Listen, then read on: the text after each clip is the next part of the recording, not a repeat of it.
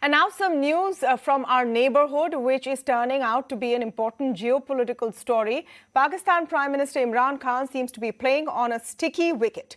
His party, the Pakistan Tehreek-e-Insaf, has possibly got their own captain run out. The former Pakistani cricket captain has always been known as a fighter on the pitch, and his statements so far indicate that he will fight till the last ball is bowled this time around too. He is likely also facing his most difficult innings, with the opposition looking for any chink in his armour. So now enough of the cricketing puns, but essentially Imran Khan seems to have lost his majority. He is facing a no confidence motion, and he really needs to hold on. Now, what are we talking about today?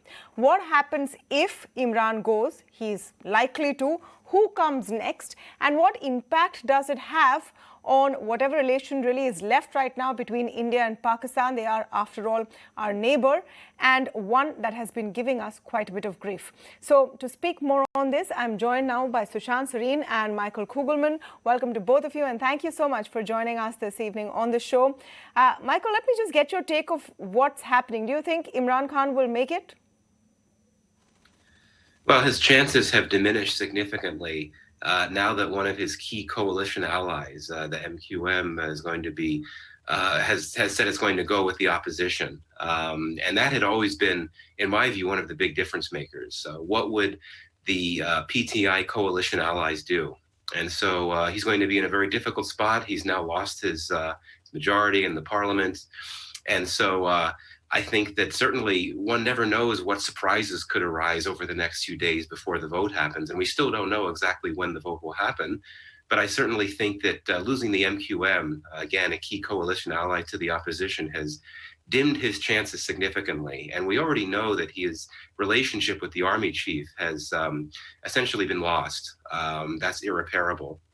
And I think that his relationship with the broader military has also taken a major hit, particularly given his anti-West, anti-U.S. rantings in recent weeks. I think that the Army is much more interested in maintaining important relationships with the West than Imran Khan would like to be. So I think that for Imran Khan at this point, the walls are closing in, and he really, his chances of surviving this no confidence vote have grown increasingly smaller.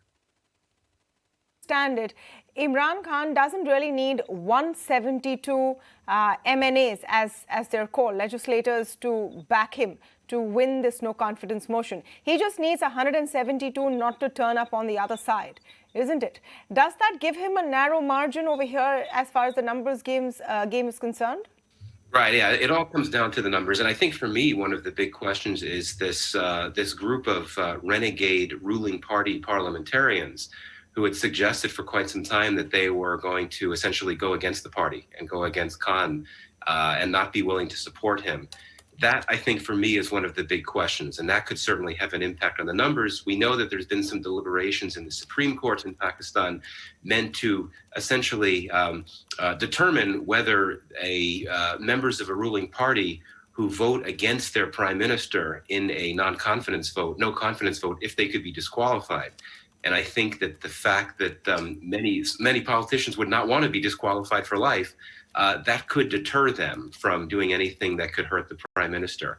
But even with that, the numbers have gotten very close. It's very hard to gauge the specifics. But again, Imran Khan's chances of surviving have grown increasingly smaller now that he's lost the MQM to the opposition. Yeah. Let me come to you, Sushant. Now, politics and the way the Pakistani democracy functions is in, to put it, I think, politely, in deep coordination and in tandem with the Pakistani military. What role do you see here? I mean, Michael alluded to this earlier. Is it essentially Imran Khan losing favor with the Pakistani military establishment that we're seeing playing out? Very clearly. Look, as long as the military was backing him, despite the fact that he never had the numbers, the military cobbled together a majority for him. And subsequently, every time he got into trouble, it was the military which pulled him out of it. And in fact, he used to tell some of his cronies, which is all that he has, cronies, he used to tell them that, the guys who brought me in, they will keep me in power simply because they have no other alternative. And the military did not have an alternative. until after October, when Imran Khan tried to play politics within the army. The military, realized that one of its red lines had been breached. And that is when they opened up channels of communication with the opposition.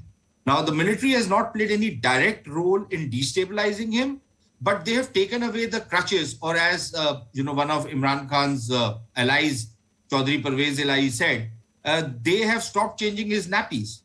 And he's now pretty much on his own. And clearly, since nobody's changing his nappies, he's making a mess of it. And I think the writing on the wall is pretty clear. So what's the trigger, Sushant? What's the trigger? Is it as Michael has said, his lack of support for America? Is it this Ukraine-Russia conflict and the side that Imran has decided to pick? What do you think is the trigger for this relationship with the Pakistani military going south? Look, if you're just talking about the trigger, it was his playing politics with the army. But I think by the time they reached that point, it was a complete lack of governance. He made a complete hash of the governance in Pakistan.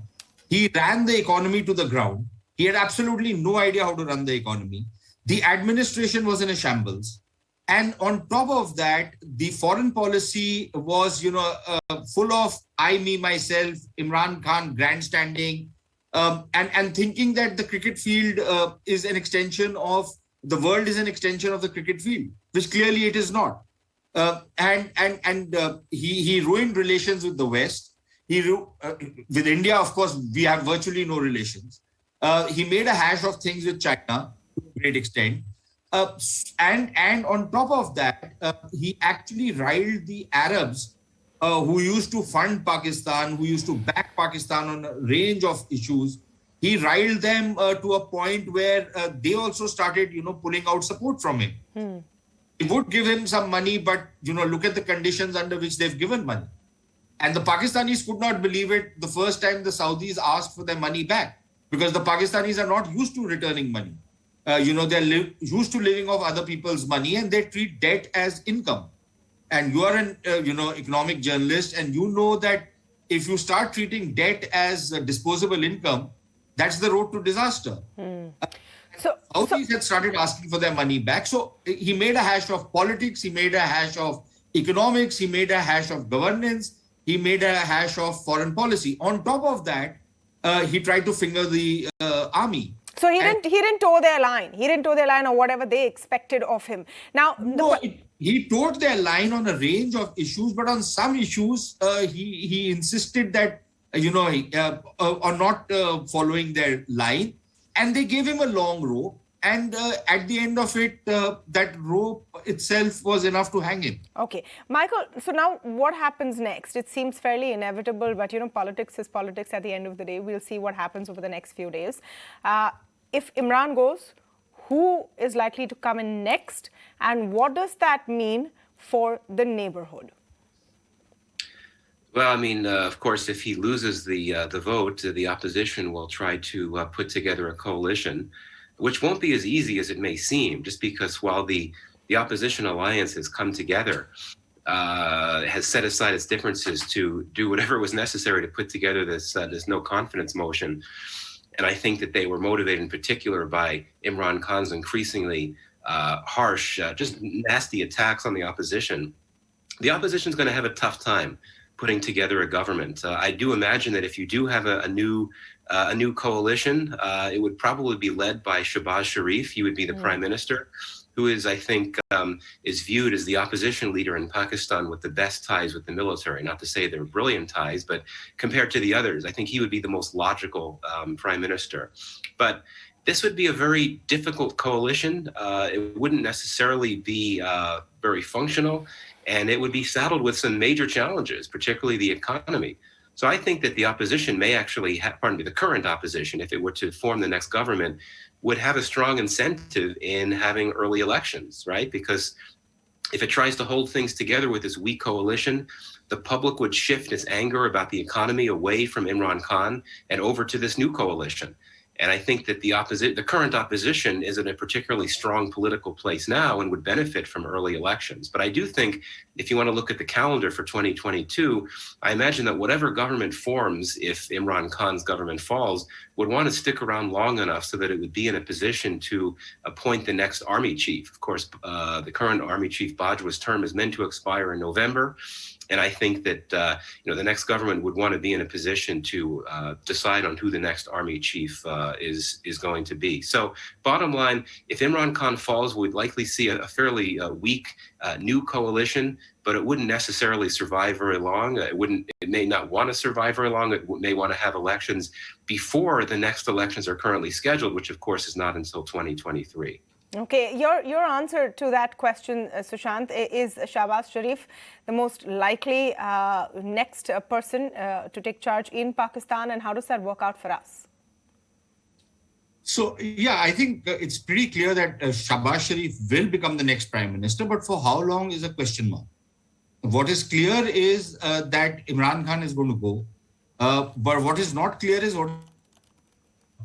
while we know Shahbaz Sharif will probably win the vote of confidence, how long will he run the government? I don't think they have any intention of running it till the completion of the term of the assembly, which means that, and the grapevine is that probably this government will be there for maybe a month, maybe 2 months, after which they will dissolve the assembly and get a caretaker in place and go in for fresh elections, which we're looking at about 4 or 5 months for the next elections to take place. Well in time for the next government to come in office and appoint the next army chief. And clearly we know who is not going to be the army chief if Imran Khan goes. That is the guy who's the former ISI chief. Nobody's going to make him the army chief. Now, so that is as far as this part is concerned. On India, look, at best what we will see is a lowering of the rhetoric. What we will see is some forward movement on restoring full diplomatic relations, for whatever that's worth. What we might see is some political level, track 2 kind of stuff happening, and maybe some opening up of trade. But in substantive terms, Tamanna, I don't see any fundamental shift taking place, no matter who comes to power in Pakistan, because as far as the Pakistanis are concerned, for them, it is a civilizational conflict with India. And civilizational conflicts don't end with changes in government. Yeah. All right. So that's a story unfolding across the border, and interesting political story with a lot of geopolitical impact possibly as well in the neighborhood. Thank you so much, Michael Kugelman and Sushant Sareen, for joining us today.